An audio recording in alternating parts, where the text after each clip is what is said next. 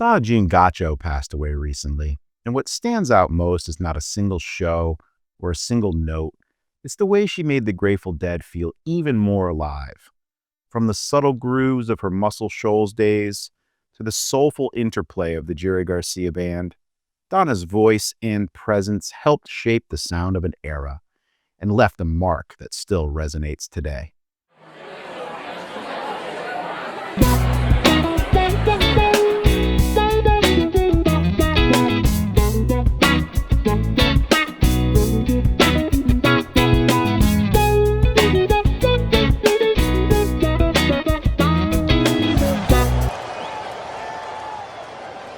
If you're a Deadhead, you probably have opinions about Donna. But here's the thing. Whether you loved her vocals or found them too wild, she was never boring. At times, she made the songs feel like they could tilt off axis at any moment. But that's part of who the Dead were, a band willing to lean into risk. Some songs are undoubtedly better with Donna. The Terrapin Station recordings come to mind, along with her contributions to the legendary Spring '77 tour. The music never stopped, just isn't the same without her.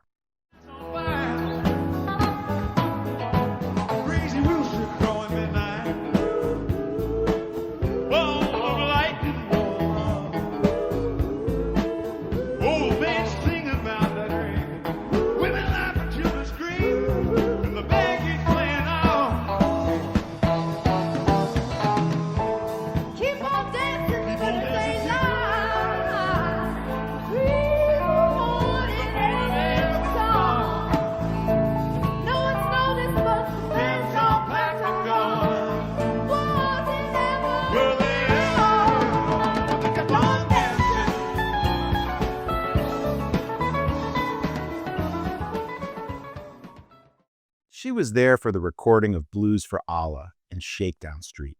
She was part of the Europe '72 tour. She was at Veneta, Cornell, and Egypt. Some of the greatest moments in Grateful Dead history happened with Donna on the stage.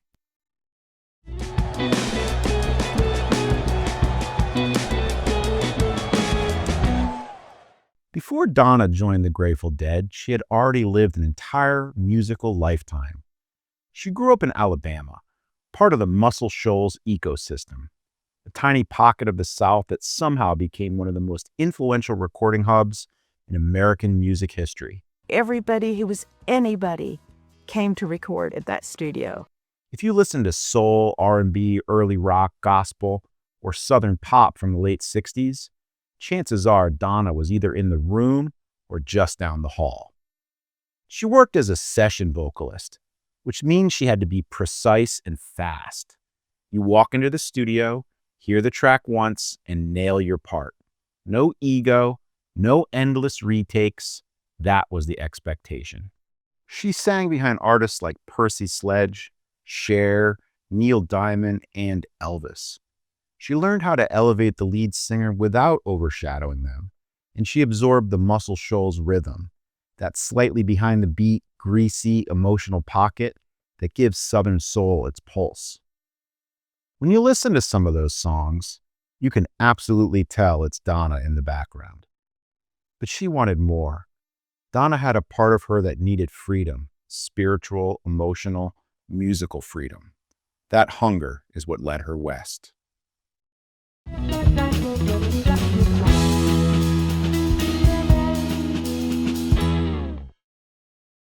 When she moved to the Bay Area and met Keith, she stepped into a musical world that could not have been any different from the studio. No charts, no producers, no structure, just intuition and improvisation. Here's Donna explaining in an interview with the Rock and Roll Hall of Fame about how a new chapter of the Grateful Dead was born, one that included her and Keith.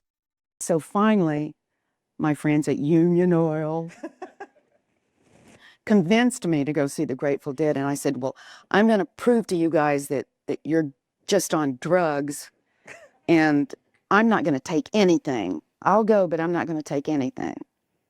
And so I didn't. And the Grateful Dead came on and they were on. And I sat there and my little pea brain was blasted all over Winterland. And I went, oh my God, how do they do that? That was the beginning of my transition from expanding my musical consciousness, into something else. I said to whoever it was sitting next to me, when I sing again, it's going to be with that band. I came home one day and I said, well, let's listen to some Grateful Dead. And Keith said, I don't want to listen to it anymore. I want to play it. And I said, okay, let's go get in the band. Despite everyone's opinions about her work with the Dead, to me, Donna's best work wasn't actually with the Grateful Dead. It was with the Jerry Garcia Band. When some people think of Donna, they think of her wailing during playing in the band, or the tricky monitor situations on those giant wall of sound stages. But with the Jerry Garcia Band, everything was different. The music was warmer, the arrangements left room for her. She wasn't trying to cut through a roaring psychedelic storm. She was helping shape a soulful, church-inflected sound that aligned beautifully with her upbringing. There's a sweetness to her blend with Jerry that never quite existed in the Dead. Fans often point to the 3/22/78 JGB show as an example of how Jerry and Donna could find that balance.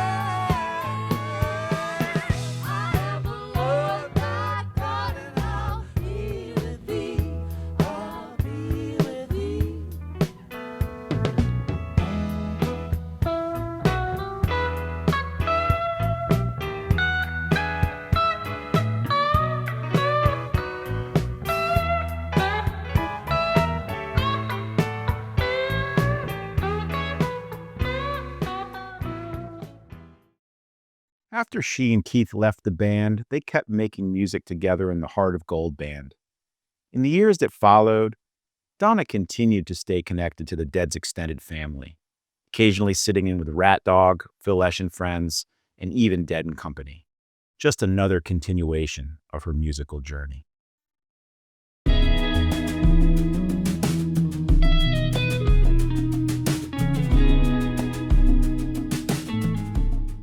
Donna Jean Godchaux leaves behind a complicated, fascinating, deeply human legacy. She walked into one of the most unpredictable musical environments imaginable and carved out a space that still resonates decades later. Whether you love her, debate her, or still trying to figure out how you feel, she shaped the sound of an era. And the Jerry Garcia Band especially, she left moments of pure, undeniable soul.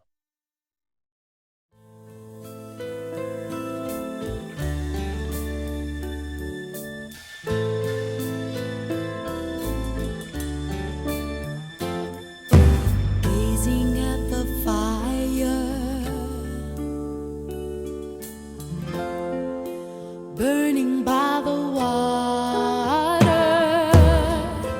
before he speaks, the world around us quiets.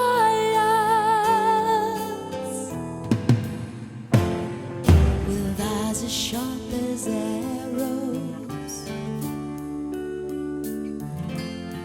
and turning to the fire.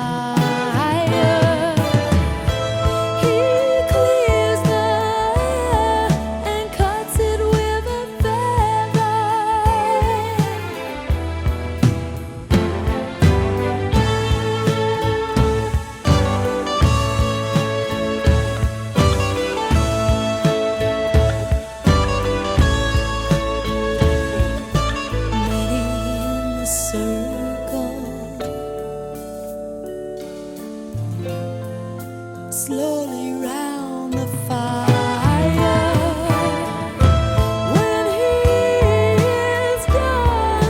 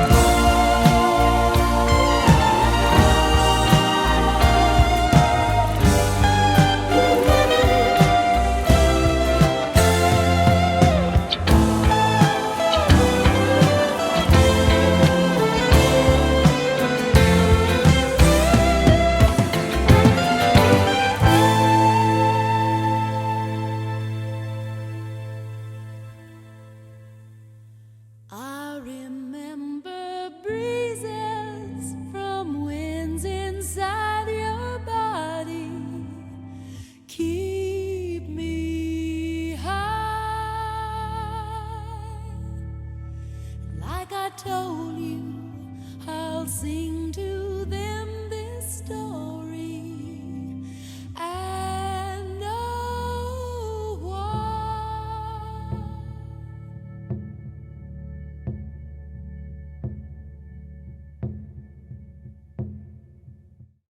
Thanks for joining me on the So Many Roads podcast. I'm your host, Pete Booley. Dave Steinman is our show's technical director. Theme music by Sawyer Booley. Original artwork by Ashley Hodson. You can find us on YouTube, Meta, at our website, somanyroadspodcast.buzzsprout.com. If you have a unique story or perspective to share, feel free to make a comment on any platform or hit me up at somanyroadspodcast@gmail.com. Thanks for listening. Until next time, let's keep the journey going.